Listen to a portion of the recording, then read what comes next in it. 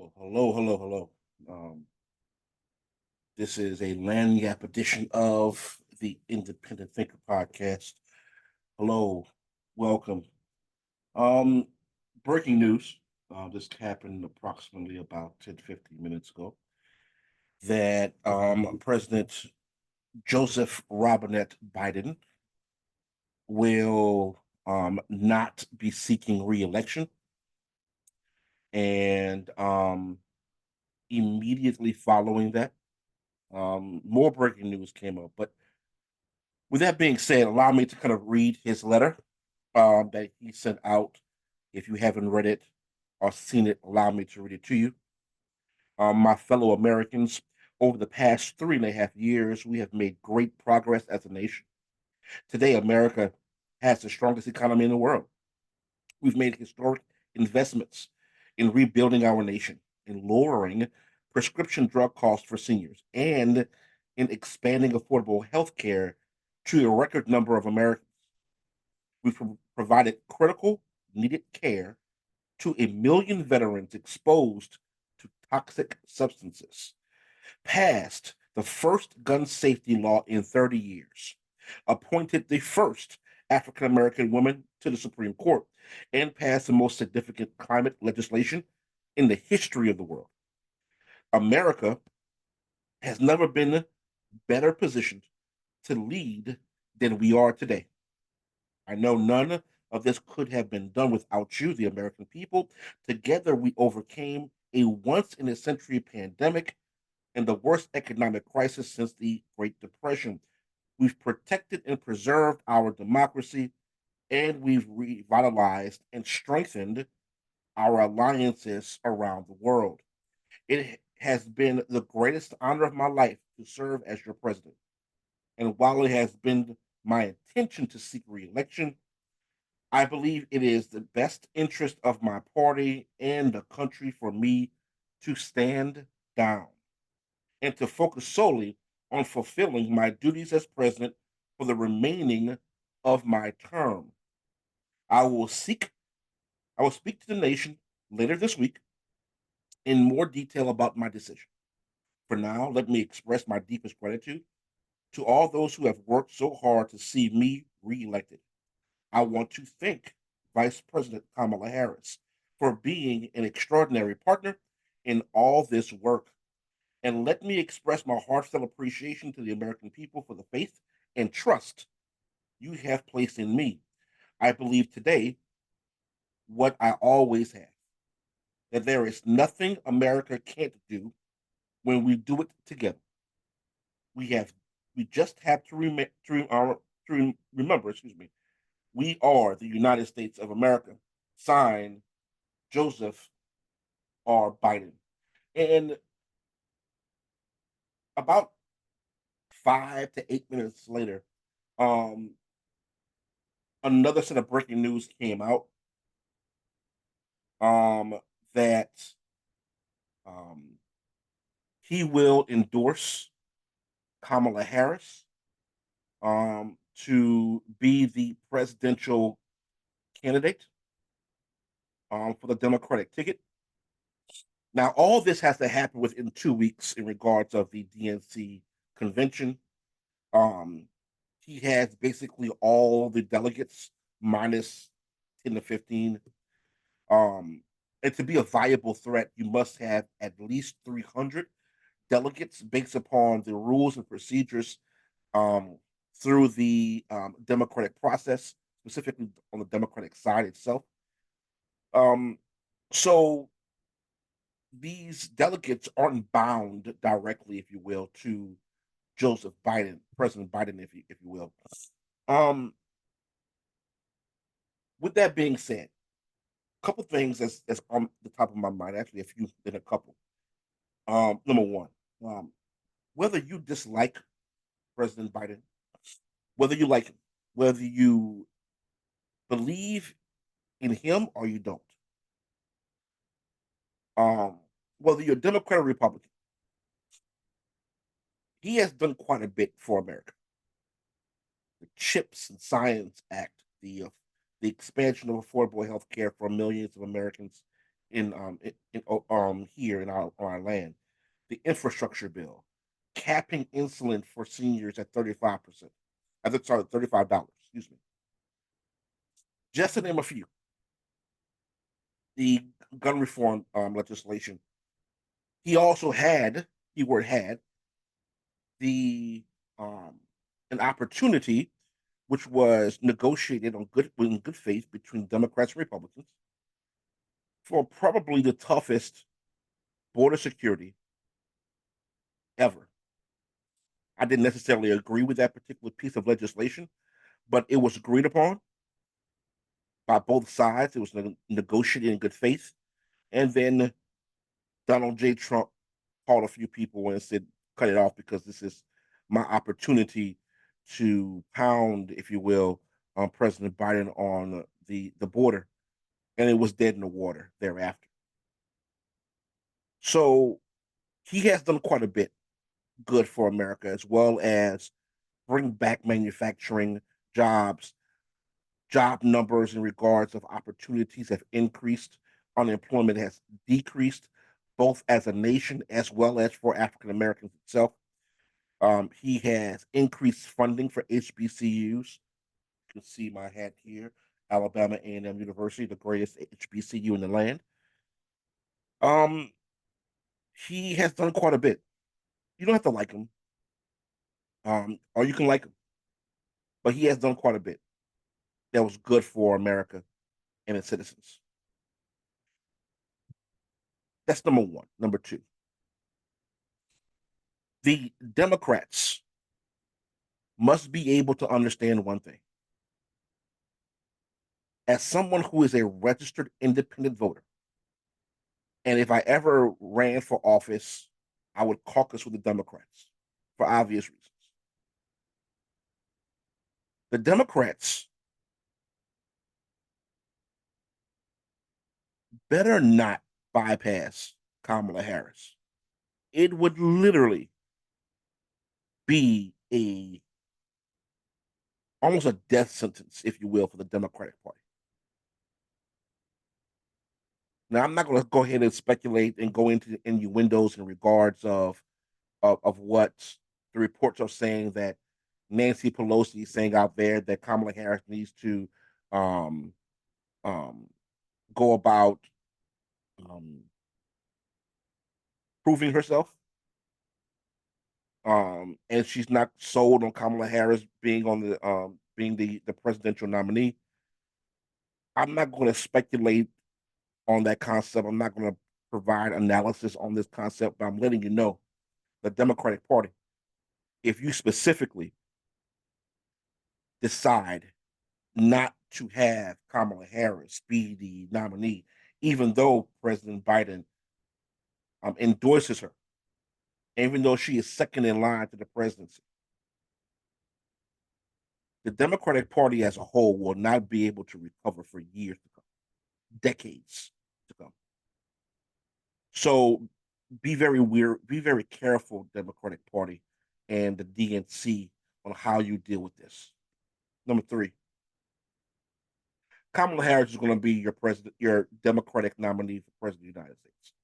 By hell or high water, it's going to happen. Whether you like her or you dislike her, whether people want to disrespect her name by calling her Kamala when it's really Kamala, trying to get and trying to incite her and others as well, it's not going to happen. Kamala Harris will be the nominee for the president of the United States for the Democratic Party. The question here is who will be her running mate? As much as people might talk about Gavin Newsom, it's not going to happen. Um, they are in the same state. They represent the same state. He is the governor of the state that she again is part of, California. By rules and by law, he can't do that because he's the governor. If he wasn't a governor, he can change residency to Washington State and can run if you wish. But that's not going to happen. So let's get Gavin Newsom out the way. I do believe there are two viable candidates to be the vice presidential running mate for her in no particular order.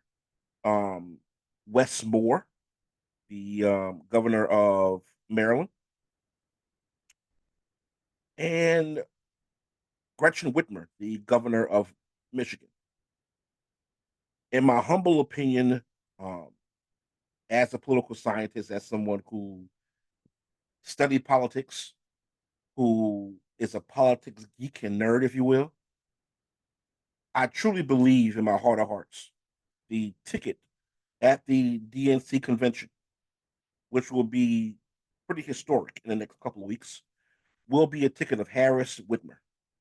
And, there's a couple of reasons why I believe that. Number one reason is it guarantees Michigan will be a blue state. And I also believe to a certain extent it guarantees Wisconsin and Minnesota to be a blue state, based off geography and based on the popularity of Gretchen Whitmer within that particular area of the country. Um, Gretchen Whitmer is a woman who is able to hold the reins herself. Incredibly smart, um, been through quite a bit, and able to articulate the issues of women just as well as Kamala Harris. And you might be asking yourself, why not Wes Moore? I think Wes Moore will be a fantastic candidate. I do believe that he has the chops to do so. He is extremely intelligent. He is versed in almost every single area within domestic policy and even some parts of foreign policy itself. Um, I truly believe that the Democratic Party is at a crossroads. I don't believe they can go wrong with either decision. I, however, I do believe it will be a Harris Whitmer ticket, and that's how I view it. The next thing, and the most important concept is this: all these donors who is stopping um are not giving back, right? Who is not providing funds to the Biden and Harris ticket needs to wake up and know that the money that you give to the DNC goes to the DNC, not to Biden Harris campaign directly. It goes through the DNC and then goes to that particular account for the Biden Harris ticket. That's not going to happen anymore. So that's going. Hopefully, that doesn't stop individuals who are donors, whether you donate $1, $1,000, or the max as part of a pack, it goes to DNC. So it is going to be critically important if you truly believe in the values and the morals and the vision and the mission and the purpose of the Democratic Party that you do not stop supporting what you truly supposedly believe in. And the last thing I want to say is this, and I'm gonna go. I'm gonna have more to talk about in my next um, podcast. Um, Even though I'm going to talk more so on Project 2025. Here's what I would say um, to the candidates that are third party. Look, anybody who vote for RFK, I'm not going to judge you personally. It's not my job to judge you. You vote for who you wish. Those votes for JFK Jr. hurts not just Democratic Party but also the Republican Party. It does. Individuals who don't believe in the Democratic Party,